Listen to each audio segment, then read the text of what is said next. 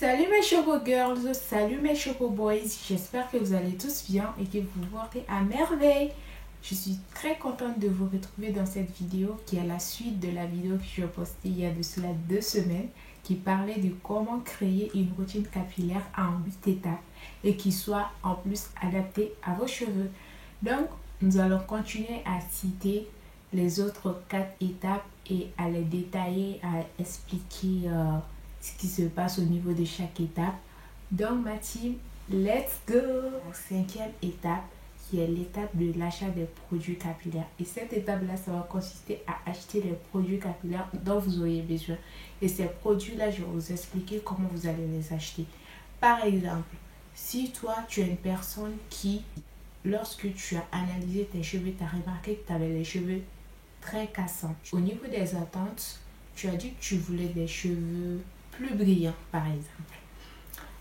Donc, quand tu as acheté ton produit, par exemple, si au niveau de l'étape 3, tu as dit que tu allais consacrer 45 minutes à ta routine capillaire.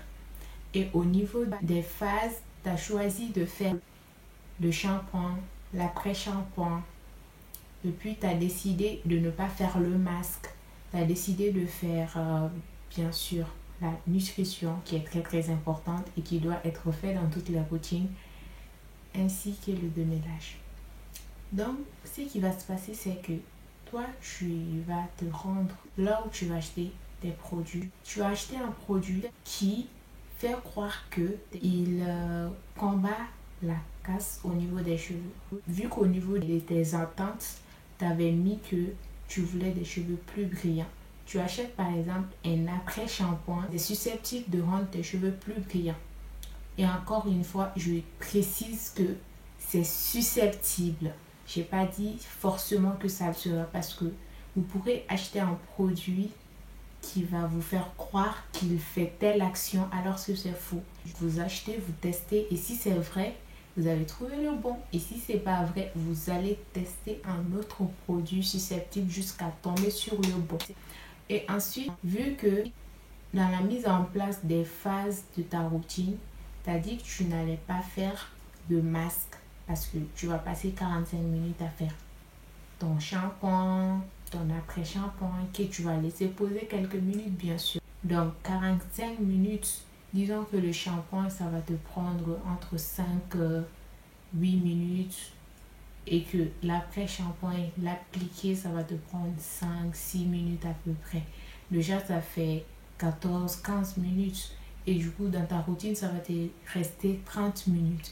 Et ces 30 minutes là, disons que tu laisses poser l'après-shampoing pendant 15 minutes. Il te reste que 15 minutes pour faire la nutrition de tes cheveux, faire la mise en pli.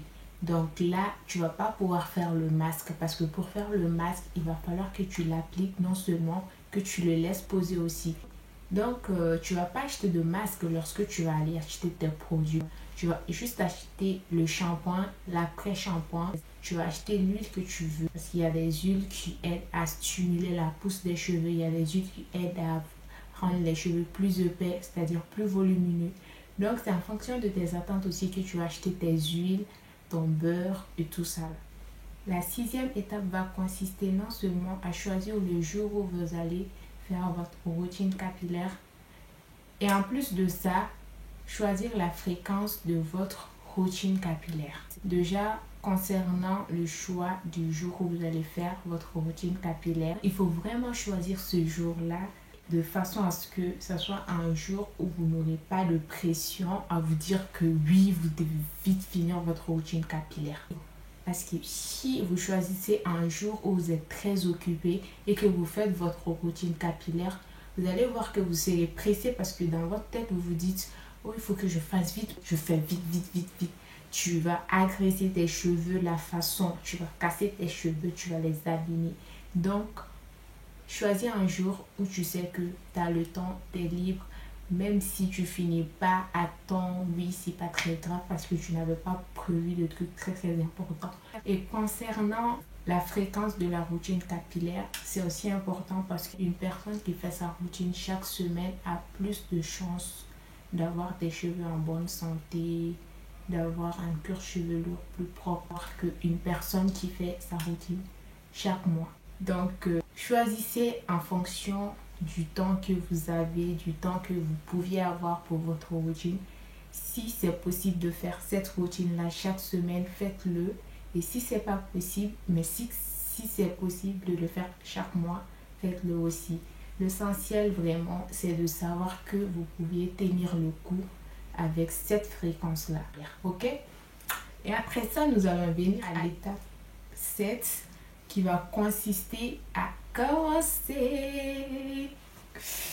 Pourquoi je dis commencer? Parce que franchement, les gars, les filles, mes choco girls, mes choco boys, même si vous avez fait toutes les étapes que j'ai citées avant là, de la première étape à la 6e étape, et que la 7e étape, vous ne l'aviez pas faite, ça n'aura servi à rien. Vous allez faire tous les tralalala. Et puis après, vous n'allez pas commencer. Donc, si vous arrivez jusqu'à l'étape 6, faites tout pour arriver à l'étape 7 qui va consister à commencer cette routine-là en question. Commencez la routine dès que possible. Ok? Merci. Et la toute dernière étape, qui est la 8e étape, va consister à garder votre routine capillaire sur le long terme. Parce qu'on sait que dans la vie, nous avons tendance à commencer des choses, mais au fil du temps, nous allons prendre l'habitude de lâcher ces mêmes trucs. Si vous vous dites que vous allez faire votre routine chaque semaine, faites-le chaque semaine. Si vous voulez faire chaque 2 semaines, faites-le chaque 2 semaines. Mais ne commencez pas à faire votre routine chaque semaine. Ensuite, vous allez faire chaque 2 semaines. Ensuite, vous allez faire chaque 1 mois. Ensuite, vous n'allez même plus avoir de routine à la fin. Et j'ai eu des moments où j'ai espacé mes routines. Raison pour laquelle aujourd'hui, j'aurais dû avoir un cheveu que je n'ai pas. Parce que je n'ai pas respecté tout ceci-là. Souvent, je laissais passer des semaines. Et je sais comment ça joue sur les cheveux. Vos cheveux, ils vont avoir tendance à s'embellir, mais dès que vous allez trop espacer vos routines, ils vont commencer à devenir moins beaux qu'ils étaient. Parce que vous les aviez habitués à quelque chose et maintenant, vous les privez de ça, quoi. Donc, c'est normal. Je vous remercie d'avoir regardé la vidéo et j'espère qu'elle a été assez claire. Bien que j'ai été assez claire dans les explications.